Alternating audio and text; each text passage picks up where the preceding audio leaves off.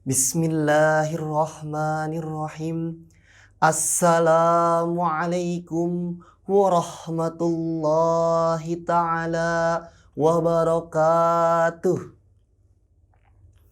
Alhamdulillah. Alhamdulillahilladzi kana bi'ibadihi khabiran wa basiran. Tabarakalladzi ja'ala fis sama'i burujan wa ja'ala fiha sirajan wa qamaran muniran. Allahumma salli ala sayyidina Muhammad wa ala alihi wa sahbihi ajma'in. Amma ba'du. Merah putih indah berkibar, melambangkan kuatnya arus perjuangan bangsa. Hadirin apa kabar? Apakah sehat semua? Alhamdulillah. Dewan Hakim yang arif dan bijaksana. Hadirin calon penghuni syurga.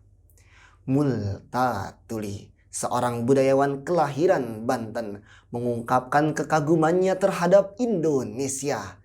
Ia mengatakan, Indonesia laksana untayan zamrud yang terhampar di persada Nusantara. Koes Plus pun pernah bersenandung. Orang bilang tanah kita tanah surga. Tongkat kayu dan batu semua jadi tanaman. Sehingga muncul sebuah anekdot.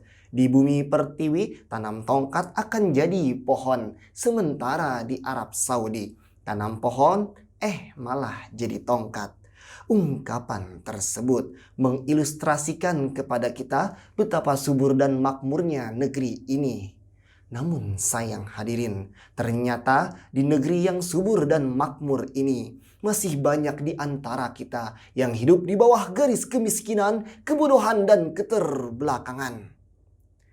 Dr. Yusuf Al-Qaradawi dalam bukunya Mushkilatul Faqri wa Kaifa ala Jahalil Islam mengatakan, umat Islam saat ini sedang menghadapi persoalan yang besar dan mendasar, yakni sedang berada dalam kondisi kemiskinan, kebodohan, dan keterbelakangan. Almarhum Dr.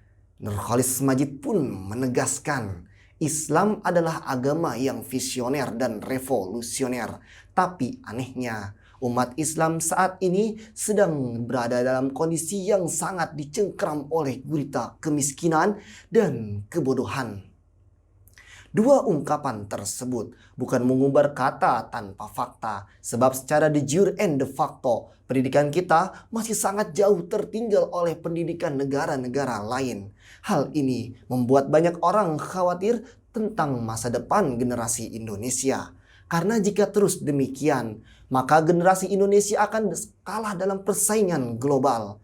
Dan dampaknya bangsa kita akan menjadi bangsa yang bermental apatis, berjiwa pengemis, dan berwatak pesimis. Na'udzubillahi min zalik. Oleh karena itu, untuk mengantisipasi hal tersebut, guru dan pendidikan sebagai proses upaya menyiapkan sumber daya manusia menuju Indonesia emas adalah judul yang akan saya sampaikan pada kesempatan kali ini dengan berlandas kepada firman Allah. Al-Quran Surah Al-Mujadalah ayat 11. A'udzu billahi minasyaitonir rajim. Bismillahirrahmanirrahim. Ya ayyuhalladzina amanu idza qila lakum tafassahu fil majalisi fafsahu yafsahillahu lakum wa idza qila anshuzu fanshuzu yarfa'illahu alladzina amanu minkum walladzina utul ilma darajat. Wallahu bima ta'maluna khabir. Shadaqallahul azim. Wahai orang-orang yang beriman, jika dikatakan kepadamu, berilah kelapangan di dalam majlis-majlis, maka lapangkanlah. Niscaya Allah akan memberikan kelapangan untukmu. Dan apabila dikatakan kepadamu berdirilah, maka berdirilah. Niscaya Allah akan mengangkat derajat orang-orang yang beriman di antara kamu dan orang-orang yang diberi ilmu pengetahuan beberapa derajat. Dan Allah Maha teliti apa yang kamu kerjakan. Dewan Hakim yang arif dan bijaksana, hadirin calon penghuni surga. Ayat tersebut merupakan landasan teologis untuk mewujudkan sumber daya manusia yang berkualitas, yakni dengan peningkatan ilmu pengetahuan berbasis keimanan. Dr. Profesor Sulaiman Al-Asqari dalam Zubdatut Tafsir min Fathil Qadir menjelaskan, barang siapa yang berkumpul pada diri seseorang ilmu dan iman, maka Allah akan mengangkat derajat orang tersebut dengan keimanannya. Kemudian dengan ilmu pengetahuannya beberapa derajat. Dr. Khalid Ahmad dalam artikelnya mengatakan, of all problem that the Muslim today is never generation education, bahwa di abad ini akan muncul masalah-masalah sulitnya mendidik generasi muda. Oleh karena itu, pemerintah sekarang membuat berbagai upaya untuk memperbaiki sistem pendidikan yang berbasis keimanan, yakni dengan memberikan beasiswa kepada siswa yang berprestasi dan siswa yang kurang mampu. Kemudian menyediakan pelatihan-pelatihan untuk para guru dan memberikan dana BOS untuk kelengkapan fasilitas penunjang sekolah. Namun hadirin, meski demikian, jika hal tersebut tidak didasari oleh kesadaran diri sendiri, maka hal itu akan sia-sia. Semuanya akan sia-sia dan hanya akan melahirkan generasi yang sombong dan binal.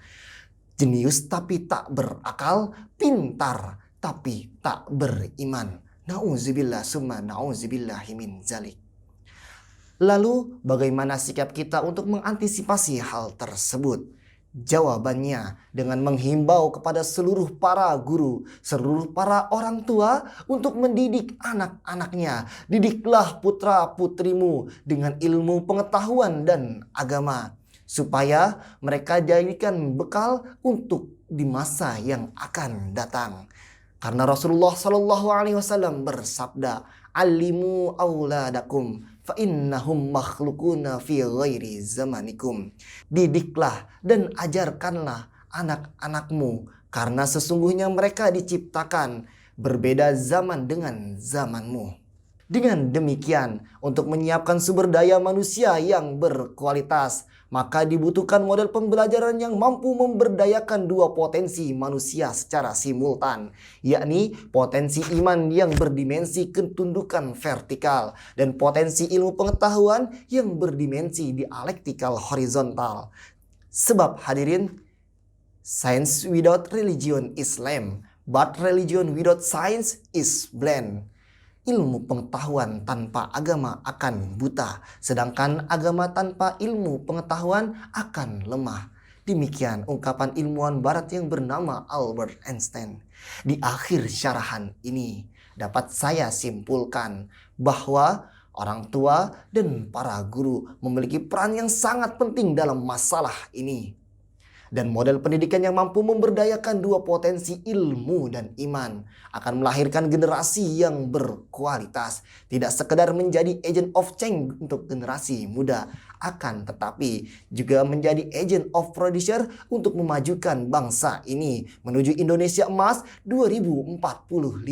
Sehingga Indonesia akan menjadi baldatun thayyibatun wa rabbun ghafur. Amin, amin ya rabbal alamin. Cukup sekian yang dapat saya sampaikan. Kurang dan lebihnya mohon dimaafkan. Burung irian, burung cendrawasih. Cukup sekian dan terima kasih.